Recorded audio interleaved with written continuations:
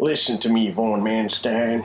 You will appropriate the funding for this problem. All of you holy men live like fucking Byzantine princes. Cut back on some of the wine and altar boys. Reverend Wilhelm Wainwright at the Church of New Megiddo Central Authority, New Megiddo City.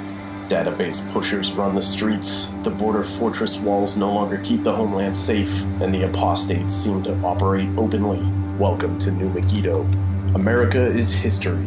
In its place, the theocracy of New Megiddo rules most of the former USA. Absolute control has been held by the regime of the President John W. Schrubb and the Church of New Megiddo for a century and a half. In the last several decades, the regime's grip on power has waned. The regime is beset by threats to that power by rebels and drug cartels.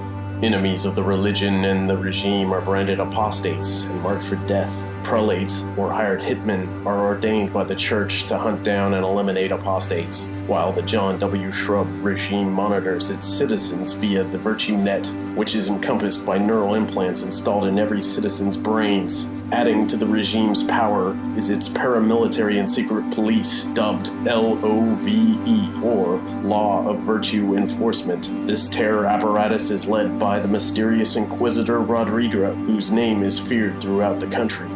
As a method of cementing national and religious unity, the Church of New Megiddo holds the Born Again Gathering, or BAG for short. Occurring every 10 years, the people are forced to reaffirm their faith and profess their loyalty to the regime. Lately, there has been talk of the Second Coming occurring at this year's Born Again Gathering, and that Armageddon will be at hand. With this announcement, a ragged band of rebels that have embraced the term apostate are preparing to make their move against the church and the regime before artificial Armageddon is carried out. But as Greta Sanchez is recruited into the apostate resistance, she will come to have doubts that the band of misfits has what it takes to be successful as infighting and treachery takes root.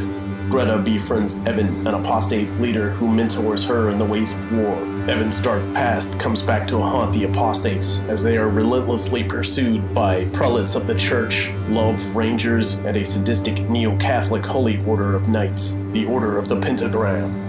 The story also follows the exploits of Alexander Burke, an officer stationed aboard the USS Iowa battleship during World War II. During his tour of duty, he meets the forerunners of the leadership of the church and regime of New Megiddo. Alexander will find faithful love and will be involved in epic battles against the Imperial Navy of Japan. Meanwhile, as Japan's hopes for victory dim with each day, the newly appointed captain of the super battleship Musashi, Toshihira Inoguchi, is given the impossible task of leading an all-or-nothing offensive against the American invasion force of the Philippines. This task will lead him on a collision course with Alexander Burke and the USS Iowa. The Apostates is the first book of the Apostates series of dystopian novels by me, Lars Teeney. The story is epic in scope and follows a diverse cast of characters with flaws and depth.